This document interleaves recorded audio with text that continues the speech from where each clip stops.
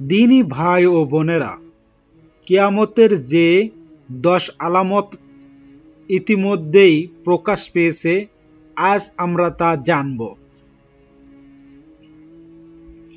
পৃথিবীর বয়স যত বাড়ছে আমরা ততই কিয়ামতের নিকটবর্তী হচ্ছি। রাসূল সাল্লাল্লাহু আলাইহি ওয়াসাল্লাম তার হাদিসের মাধ্যমে আমাদের কাছে কিয়ামতের অনেক নিদর্শনের বর্ণনা দিয়েছেন।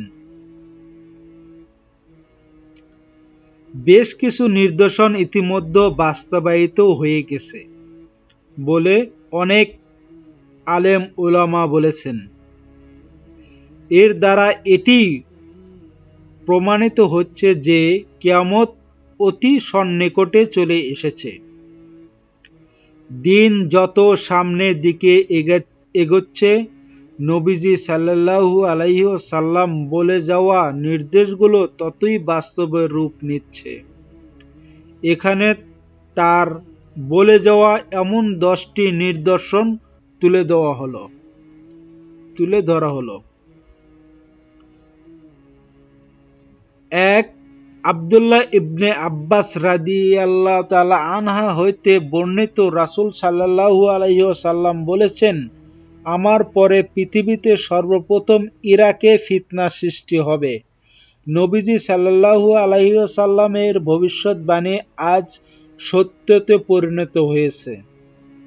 2, রাসূল সাল্লাল্লাহু আলাইহি ওয়াসাল্লাম বলেছেন, তাবুকের যে স্থানটিতে কূপ রয়েছে সে কিয়ামতের আগে ফুলে ফলে ভরে উঠবে। আজ আমরা দেখতে পাচ্ছি তাবুকের ওই স্থানটি রীতিমতো বাগানে পরিণত হয়েছে। 3, আরো বলেন রাসূল সাল্লাল্লাহু আলাইহি ওয়াসাল্লাম, লোকেরা এত পরিমাণ সম্পদশালী হয়ে উঠবে যে কেউ যাকাত গ্রহণ করতে চাইবে না। আজ এর সত্যতা আমাদের কাছে স্পষ্ট। 4, অতিবৃষ্টি, অনাবৃষ্টি, তীব্র ঠান্ডা, তীব্র গরম হওয়ার কারণে এবং প্রকৃতি দুর্যোগ এ ব্যাপারে হারে হারে দেখা দিবে।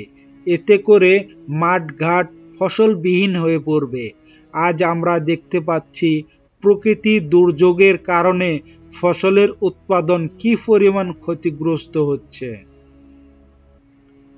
5, আবু হুরায়রা রাদিয়াল্লাহু তাআলা আনহা হইতে বর্ণিত, রাসূল সাল্লাল্লাহু আলাইহি ওয়াসাল্লাম বলেছেন, মানুষের মধ্য থেকে এমন আমানতদারিতা উঠে যাবে তখন তোমরা কিয়ামতের অপেক্ষায় থাকো।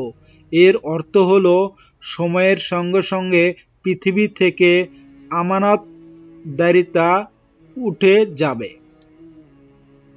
আর বর্তমানে ধোঁকাবাজি ও প্রতারণা, চুরি চামারি এগুলো বেড়ে যাবে। পৃথিবীতে আমানতদারিতা নেই বললেই চলে।